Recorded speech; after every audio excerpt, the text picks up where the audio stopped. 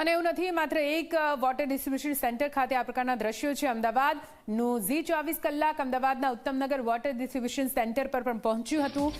આ સેન્ટરના દરવાજા પર પ્રતિબંધિત વિસ્તારનું બોર્ડ નજરે પડ્યું। બોર્ડ દ્વારા અહીં મેસેજ આપવાનો પ્રયત્ન, બોર્ડ પર મનપા કમિશનરનો આદેશ છે તેવો પણ ઉલ્લેખ કરવામાં આવ્યો હતો।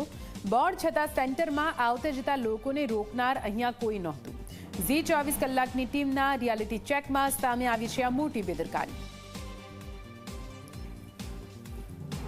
તો આપ જુઓ, ઉત્તમનગર વોટર ડિસ્ટ્રીબ્યુશન સેન્ટર પર પણ કેવી રીતે અહીંયા ચકલા ઉડી રહ્યા હોય તે પ્રકારની પરિસ્થિતિ છે। સિક્યુરિટી સુરક્ષાને લઈને કોઈ ઇંતજામ નથી। કોઈ પણ વ્યક્તિ અંદર જઈ શકે છે, બહાર આવી શકે છે। હા, બહાર એક બોર્ડ લગાવવામાં આવ્યું છે। બોર્ડમાં લખવામાં આવ્યું છે કે પ્રતિબંધિત વિસ્તાર, અહીંયા અન્ય કોઈ વ્યક્તિને આવવાની મનાઈ છે હુકમથી। અને હુકમ કોનો?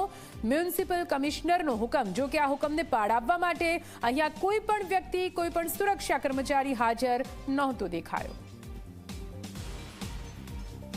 જે પ્રમાણે ઝી 24 કલાક મ્યુનિસિપલ કોર્પોરેશનના વોટર ડિસ્ટ્રીબ્યુશન સેન્ટરની સુરક્ષાનો રિયાલિટી ટેસ્ટ કરી રહ્યું છે। હાલ ટીમ પહોંચી છે દક્ષિણ ઝોનના વધુ એક WDS ખાતે। પ્રતિબંધિત વિસ્તાર અમદાવાદ મ્યુનિસિપલ કમિશનર સાહેબની પરવાનગી સિવાય કોઈપણ અનધિકૃત વ્યક્તિએ પ્રવેશ કરવો નહીં।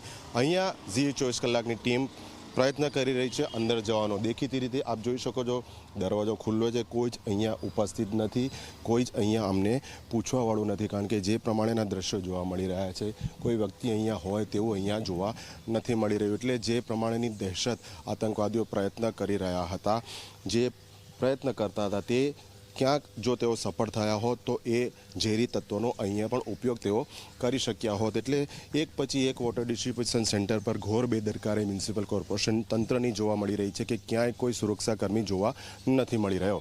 કેમેરા પર્સન ઉમેશ પરમાર સાથે અર્પણ કાયદાવાલા, ઝી મીડિયા, અમદાવાદ।